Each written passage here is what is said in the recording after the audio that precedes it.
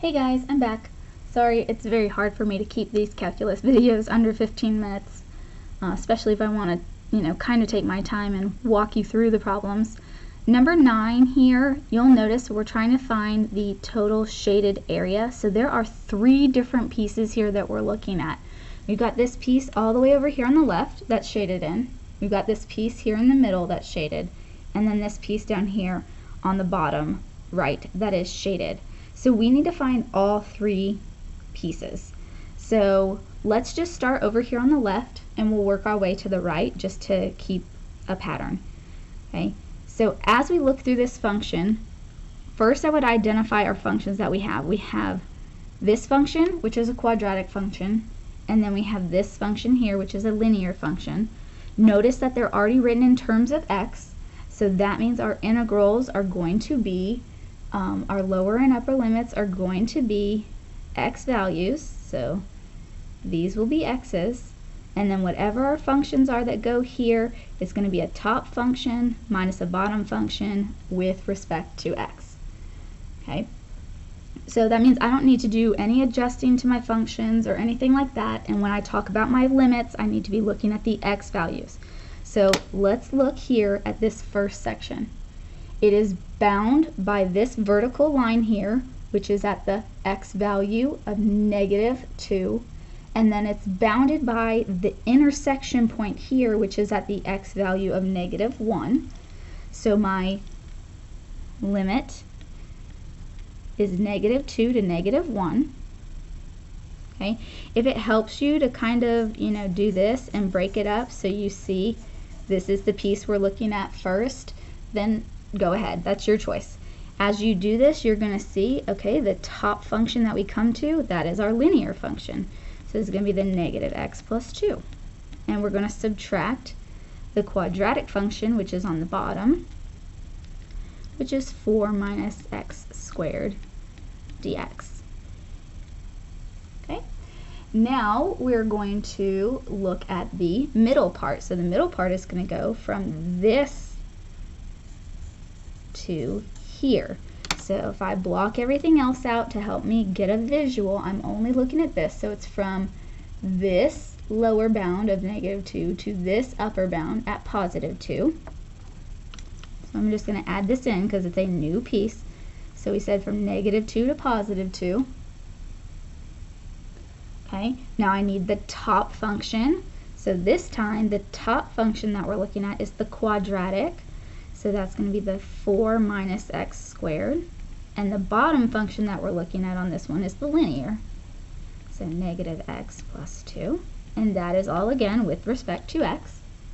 And now we need to look at the last part. So the last part is bound by the x value of 2 and the x value of 3. So from 2 to 3. And this time the top function is the linear function. So as we look at the top side, the top of that is the linear function. So this again is -x plus 2, and then the quadratic, so 4 minus x squared with respect to x. Okay, if you want to do these piece by piece, you can.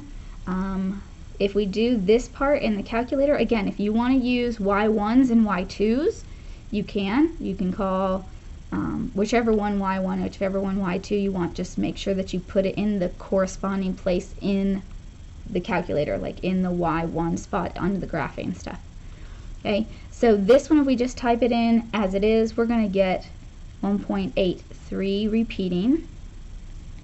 This middle piece is going to give us a 4.5, so if you're breaking it up, this is what you're going to see. And then this one is also a 1.83 repeating, so that is going to give us 8.16. Okay. Alright, so let's look down here at the next one, number 10. Number 10, I know it's a little bit blurry on my screen. That's just because it's a copy of the picture.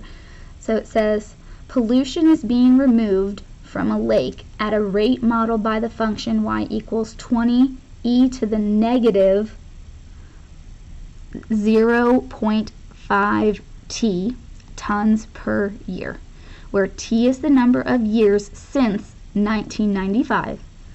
Estimate the amount of pollution removed from the lake between 1995 and 2005. Round your answer to the nearest ton.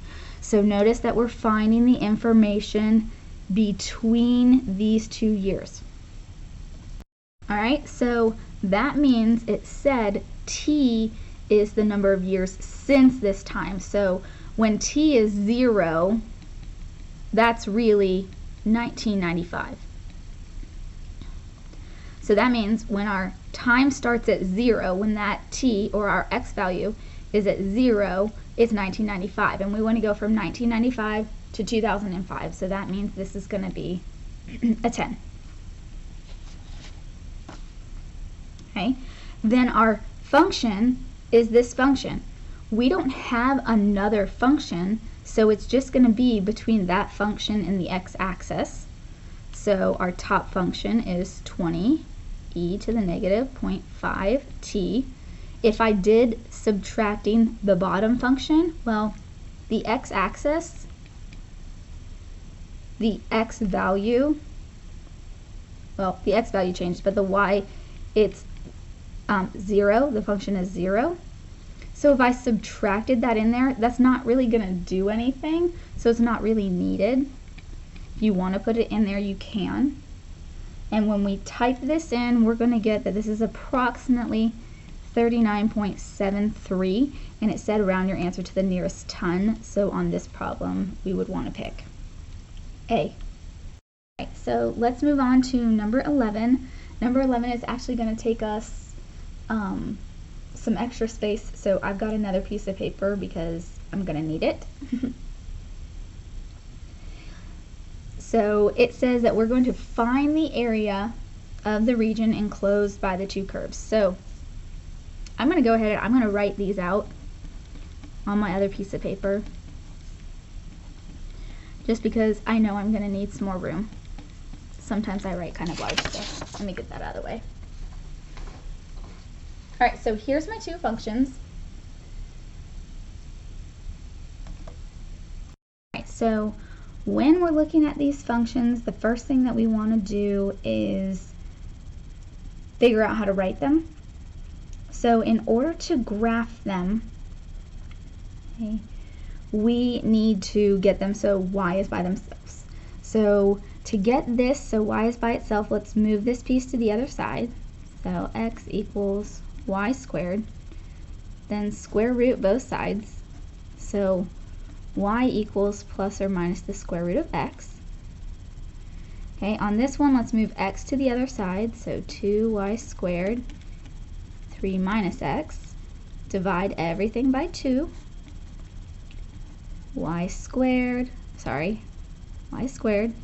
equals 3 minus x over 2. Square root that.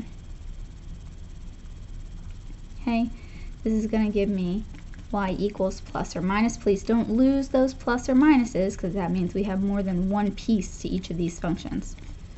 Square root of 3 minus x divided by 2. Okay, so when I sketch these graphs, obviously we're going to be using our calculator to help us get these graphs. Okay, so I've got 1, 2, should be good. 1, 2. Don't really need any on the left and then x's, but let's go to 4 here. Okay, so when we graph these, the first one that I'm going to graph is going to be this one, plus or minus the square root of x. Okay, so this function right here, when I graph it, it starts here at 0, 0. Okay, so I'm just doing the positive first, and you can do that by just plugging in the square root of x in your calculator. So we get here 1, 1, then 2, 4, or sorry, 4, 2, not 2, 4. So this one looks like this. Now, the negative square root of x is very similar, except it's the flip of that. So it's going to look like this one down here. Okay. This one is a little bit more complicated. You're just going to plug it into your calculator exactly like it is, once with a positive and once with a negative. This one is actually going to be going through 3, 0. Then here at negative 2, sorry, positive 2, it's actually not quite at 1. Actually, it's like a little bit lower about here. It does go through here at 1, 1, and then just above here.